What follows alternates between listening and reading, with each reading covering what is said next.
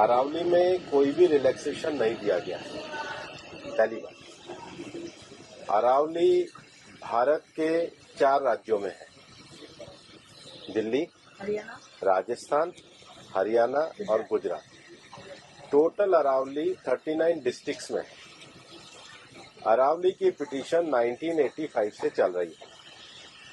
इस पिटीशन में चलने के बाद अरावली में माइनिंग के स्ट्रिक्ट नियम होने चाहिए, इसके हम भी पूरी तरीके से समर्थन करते हैं। सुप्रीम कोर्ट ने चारों राज्यों को कहा कि अरावली की सेम डेफिनेशन होनी चाहिए। सेम डेफिनेशन में 100 मीटर को, जो कि 1968 का जो जियोलॉजी का स्टडी है रिचर्ड मॉर्फी, उसके कारण है। कुछ यूट्यूब चैनल ने और कुछ लोगों ने एक कंफ्यूजन खड़ा कर दिया कि 100 मीटर का अर्थ होगा टॉप के 100 मीटर। ऐसा नहीं है। उसका जो बेस स्ट्रक्चर है, जो पर्वत का बेस स्ट्रक्चर है, अगर वो जमीन के अंदर भी 20 मीटर है, वहां से लेके 100 मीटर तक प्रोटेक्शन है। तो जो 100 मीटर का प्रोटेक्शन है, जो लोगों ने कंफ्यूजन करा है कि मतलब ऊपर का 100 मीटर है, नीचे खुदाई कर सकेंगे, वो नहीं है। मैं आपको फिर क्लियर कर रहा हूँ। 100 मीटर का अर्थ है टॉप 100 मीटर से बॉटम के अंदर तक जो उसका पूरा फैलाव है। पहाड़ी तो ऐसे होती है, तो उसका बॉटम तो बड़ा होता है। जहां तक उसका बॉटम जाएगा वहां से लेके 100 मीटर तक प्रोटेक्शन है। और अगर एक पहाड़ी और दूसरी पहाड़ी के बीच में 500 मीटर का गैप है, तो वो जमीन भी अरावली रेंज मानी जाएगी। इस डेफिनेशन के आने के बाद 90% से ज्यादा एरिया प्रोटेक्टेड एरिया में आ गया। 90% से ज्यादा। मेरा ये स्टेटमेंट लिख लीजिए, टोटल अरावली का एरिया 1,47,000 स्क्वायर किलोमीटर है। इसके बाद केवल अभी की जो मेरे पास 39 डिस्ट्रिक्ट है, केवल 217 किलोमीटर, मतलब 2% में ही माइनिंग हो सकती है। और वो भी हर तरीके से नहीं हो सकती। उसके लिए भी सुप्रीम कोर्ट ने डायरेक्शन दिया है कि आपने जैसे सारंडा और झारखंड में एक पूरा पहले माइनिंग प्लान बनाया है, वो प्लान तैयार करिए।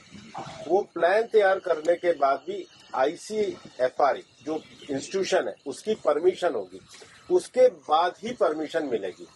दिल्ली में कोई भी माइनिंग अलाउ ही नहीं है, ना होगी। मैं फिर दोहरा रहा हूँ, दिल्ली के अरावली हिल्स में माइंस पूरी तरीके से बैन है। अरावली में लगभग 20 से ज्यादा फॉरेस्ट रिजर्व प्रोटेक्टेड एरिया वो एज इट इज रहेंगे। तो reserve area, protected area, even 100 metre भी पहले क्या होता था, जो लोगों ने करा था कि टॉप को छोड़ के नीचे खुदाई करते थे, तो वो एक तरीके से उसके चारों तरफ करते थे। अब वो भी नहीं कर सकेंगे। तो मुझे लगता है सुप्रीम कोर्ट ने जो निर्णय दिया है, ministry of environment, survey of India, geological survey of India, और जियोलॉजिकल सर्वे ऑफ इंडिया में जो इंटरनेशनल स्टैंडर्ड है रिचर्ड मॉर्फी, उसको दिया है। उसके बाद भी मामला सुप्रीम कोर्ट में है। हम पूरी तरीके से सहयोग करने के लिए तैयार हैं। पिछले 2 साल से लगातार स्वयं प्रधानमंत्री जी ने अरावली में वृक्षारोपण किया है। ये सरकार पिछले 2 साल से ग्रीन अरावली का मूवमेंट चला रही है। मैंने खुद ने पिछले दिनों उदयपुर में सारे DFOs की, मतलब चारों जिलों के 39 DFO की मीटिंग करी है। हम हर डिस्ट्रिक्ट में अरावली की नेटिव स्पीशीज का एक नर्सरी लगा रहे हैं।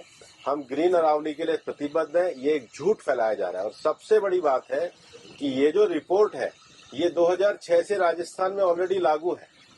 इसमें कुछ भी एडिशन नहीं किया गया, बल्कि अरावली के टॉप से लेके और जमीन तक, मतलब जमीन से पूरा ऊपर 100 जो स्ट्रक्चर है, वो सारा प्रोटेक्टेड की श्रेणी में आता है। हमसे जुड़े रहने के लिए हमारे YouTube चैनल को सब्सक्राइब करें और नई वीडियो की नोटिफिकेशन के लिए बेल आइकॉन को दबाएं।